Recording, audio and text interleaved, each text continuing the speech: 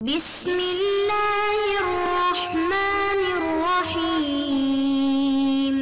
السلام علیکم ورحمۃ اللہ وبرکاتہ۔ بسم اللہ الرحمن الرحیم۔ عزیز طلباء کرام، ایم اے اسلامیات کے مضمون فقہ و اصول الفقہ کا آج ہمارا سبق نمبر 66 ہے، جس کا عنوان ہے فقہ اسلامی کے ثانوی ماخذ۔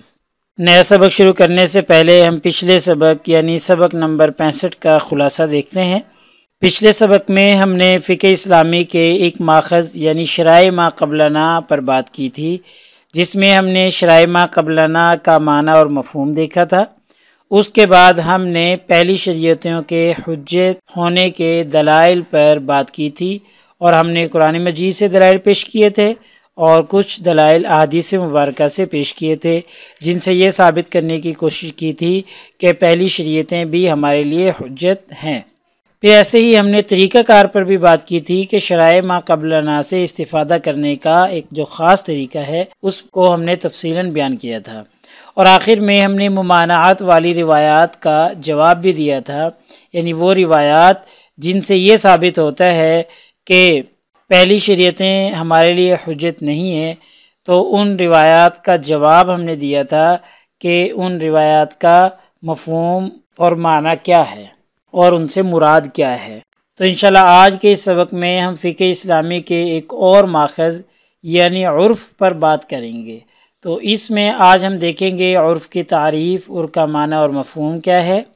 پھر ہم عرف کی حجیت پر دلائل پیش کریں گے کہ عرف آیا حجت ہے تو کن دلائل کی وجہ سے حجت بنتا ہے۔ پھر ایسے ہی ہم فقہا کرام کے نزدیک عرف کا مقام اور مرتبہ دیکھیں گے کہ کس مقام کا یہ ماخذ ہے اور اس کی اہمیت کیا ہے، اور آخر میں ہم انشاءاللہ بات کریں گے عرف کے معتبر ہونے کی شرائط پر کہ کون سا عرف معتبر ہے اور کون سا عرف معتبر نہیں ہے۔ تو سب سے پہلے ہم عرف کی تعریف دیکھتے ہیں۔ تو فقہا نے عرف کی مختلف انداز سے تعریفات پیش کی ہیں۔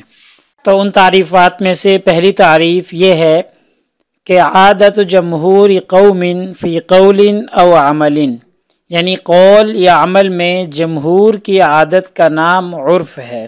ایسے ہی اس کی دوسری تعریف جو کہ امام غزالی رحمہ اللہ نے فرمائی ہے کہ عرف اور عادت سے یہ ہوتے ہیں کہ کوئی فعل یا طریقہ عقلی طور پر لوگوں کے نفوس میں اس طریقے سے داخل ہو جائے کہ فطرت سلیمہ اسے قبول کر لے، اور اسلامی دنیا کے سلیم الطبع لوگ اس کے عادی ہو جائیں، بشرطے کہ وہ نص شرعی کے خلاف نہ ہو۔ تو اس کو کہا جاتا ہے عرف یا عادت، کہ جو سلیم الطبع لوگوں کی عادت بن جائے، لوگ اس کے عادی ہو جائیں، لیکن وہ نص شرعی کے خلاف نہ ہو۔ اگر خلاف ہوگا تو پھر وہ عرف شریعت کا ماخذ نہیں بن سکے گا۔ یعنی عام سے الفاظ میں ہم یوں کہہ سکتے ہیں کہ عرف وہ ہوتا ہے جس کے مطابق لوگ زندگی گزارتے ہیں، لوگوں کی ایک پوری جماعت اس کے مطابق زندگی گزارے اور اس کی عادت بنا لے، اور لازمی بات یہ ہے کہ وہ نص شرعی کے خلاف نہ ہو۔ اب ہم بات کرتے ہیں عرف کی حجیت کے دلائل پر۔ تو قرآن کریم میں تقریباً 39 مقامات پر عرف اور معروف کا لفظ آیا ہے، اور ہر مقام پر اس کا مفہوم متعارف، پسندیدہ اور عمل صالح ہے۔ یا الفاظ تبدیل کر کے ہم یوں کہہ سکتے ہیں کہ قرآن کریم میں معروف کا جو لفظ آیا ہے وہ ایسے عمل اور ایسے طریقے کی جانب اشارہ کرتا ہے جو معاشرے میں خوشگوار، پسندیدہ اور اچھے عمل کے طور پر متعارف ہو۔ چنانچہ قرآن مجید سے پہلی دلیل عرف کی حجیت پر یہ آیت مبارکہ ہے، خذ العفو وامر بالعرف واعرض عن الجاہلین، جس کا ترجمہ ہے کہ عفو درگزر سے کام لیجئے، عرف کا حکم دیجئے اور جاہلوں سے نہ الجھیے۔ تو اب دیکھیں اللہ رب العزت نے اس آیت مبارکہ میں عرف کے مطابق حکم دینے کا امر فرمایا ہے کہ اگر حکم دینا ہے تو وہ عرف کے مطابق دیا جانا چاہیے۔ اللہ رب العزت نے بھی عرف کی رعایت رکھی ہے۔ ایسے ہی دوسری دلیل ہے حدیث مبارکہ انتم اعلم بامور دنیاکم، نبی کریم صلی اللہ علیہ وسلم نے فرمایا کہ تم لوگ اپنے دنیوی امور سے زیادہ واقف ہو۔ یعنی آپ صلی اللہ علیہ وسلم کا فرمانے کا جو مقصد تھا وہ یہ تھا کہ دین کے معاملات میں تو ٹھیک ہے اللہ اور اس کے رسول زیادہ بہتر جانتے ہیں، لیکن دنیا کے معاملات، دنیاوی امور تم زیادہ جانتے ہو، لہٰذا دنیاوی امور میں اگر کوئی فیصلہ کرنا ہو تو اپنی رائے اپنے عرف کے مطابق بھی کر لیا کرو۔ اس میں لازمی نہیں کہ نبی کریم صلی اللہ علیہ وسلم سے ہی مشورہ کیا جائے یا ان کی رائے لی جائے، چونکہ آپ صلی اللہ علیہ وسلم دنیا کے امور کو اتنا زیادہ نہیں جانتے، بلکہ تم خود اپنے دنیاوی امور کو زیادہ جانتے ہو۔ تو اس حدیث مبارکہ میں بھی عرف کی رعایت رکھی گئی ہے کہ عرف کے مطابق کام کر لیا جائے تو یہ ٹھیک ہے۔ اب ہم بات کرتے ہیں فقہا کے نزدیک عرف کا جو مقام اور درجہ ہے وہ کیا ہے۔ تو فقہا نے عرف اور رواج کو نہایت ہی اونچا درجہ دیا ہے۔ مثلاً وہ کہتے ہیں العادت محکمۃ، کہ عادت جو ہے وہ فیصلہ کن چیز ہے۔ ایسے ہی فقہا فرماتے ہیں کہ جو چیز عرف سے ثابت ہے وہ نص سے ثابت کی طرح ہے، اور جو عرف سے ثابت ہے وہ شریعت میں دلیل شرعی سے ثابت سمجھا جائے گا۔ یعنی ثابت بالعرف کثابت بالنص، الثابت بالعرف ثابت بدلیل شرعی۔ اسی لیے فقہا نے بہت سے مسائل میں عرف و رواج ہی کو مدار بنا کر حکم جاری کیا ہے۔ چنانچہ فقہا فرماتے ہیں کہ فتویٰ جو ہے وہ اہل زمانہ کے عرف کے مطابق دیا جائے، خواہ وہ فتویٰ متقدمین کے زمانہ کے خلاف ہی کیوں نہ ہو۔ موجودہ زمانہ جو ہے، جو زمانہ چل رہا ہے، جو عرف موجود ہے، فتویٰ اس کے مطابق دیا جانا چاہیے، اگرچہ وہ متقدمین کے عرف کے خلاف ہی کیوں نہ ہو، متقدمین کے فتویٰ کے خلاف ہی کیوں نہ ہو۔ تو دیکھیں اب یہاں پر بھی فقہا نے عرف کو ایک درجہ دیا ہے، ایک مقام دیا ہے کہ چاہے متقدمین کے فتویٰ کے خلاف ہو جائے لیکن عرف کے مطابق دیا جانا لازمی ہے۔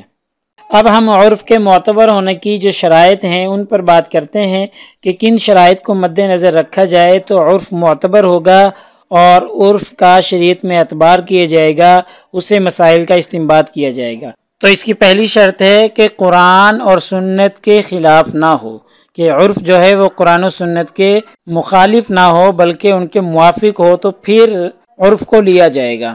یعنی اگر عرف پر عمل کیا جائے تو پھر قرآن و سنت کا ترک لازم نہ آئے۔ اگر ایسا ہوا تو پھر عرف کو چھوڑ دیا جائے گا، پھر قرآن و سنت کی پیروی کی جائے گی۔ یعنی ایسی صورت میں صرف عرف پر ہی عمل نہیں کیا جائے گا بلکہ قرآن و سنت پر عمل کیا جائے گا، عرف کو چھوڑ دیا جائے گا۔ ہاں البتہ اگر صرف صورت ایسی ہو کہ وہ صرف عرف و رواج پر ہی مبنی ہو تو عرف کے بدلنے سے حکم بھی بدل جائے گا، لیکن اس وقت بھی عرف کی یہ حیثیت نہ ہوگی کہ وہ قرآن و حدیث کے فیصلہ کو بدل کے رکھ دے، بلکہ اس صورت میں صرف یہ کہا جائے گا کہ سابق حکم جو تھا وہ عرف پر مبنی ہونے کی وجہ سے اتنی ہی مدت تک کے لیے تھا جب تک کہ وہ عرف باقی تھا۔ مثلا نبی کریم صلی اللہ علیہ وسلم نے بعض چیزوں کو وزنی چیزوں میں شمار کیا تھا اور وزنی میں شمار کر کے ان کا حکم بیان فرمایا تھا، لیکن اب اور موجودہ دور میں وہ کیلی بن چکی ہیں، یعنی وزنی نہیں رہی بلکہ ان کو کیل کر کے ناپ کر خریدا بیچا جاتا ہے۔ تو آپ صلی اللہ علیہ وسلم نے کیلی ہونے کی وجہ سے ان کا حکم بیان فرمایا تھا اور اب وہ وزنی بن گئی ہیں، تو ان چیزوں میں عرف کی وجہ سے حکم کی تبدیلی ہوگی، لہٰذا اب جو کیلی چیزوں کا وزن ہے تو ان چیزوں کو کیلی میں شمار کر کے کیلی کا حکم بیان کیا جائے گا۔ عرف کے صحیح ہونے کی دوسری شرط یہ ہے کہ عرف جو ہے وہ قرآن و سنت کے عام حکم کے خلاف نہ ہو۔ اگر حکم کے کسی خاص جز میں مخالفت ہو تو پھر ایسی صورت میں عام حکم سے اس خاص حکم کو عرف کی وجہ سے مستثنا قرار دے دیں گے۔ مثال سے بات آسانی سے سمجھ آ جائے گی کہ بطور مثال کے دیکھیں نبی کریم صلی اللہ علیہ وسلم نے ہر اس چیز کی خرید و فروخت کو ناجائز قرار دیا ہے جو بیچنے والے کے پاس موجود نہ ہو، لیکن ایک صورت میں ہے کہ جائز بھی ہے کہ جب موچی سے جوتا بنوانے کا معاہدہ کیا جائے اور معاہدہ کر لیا جائے اور اس کو کہہ دیا جائے کہ میرے لیے جوتا تیار کر دو۔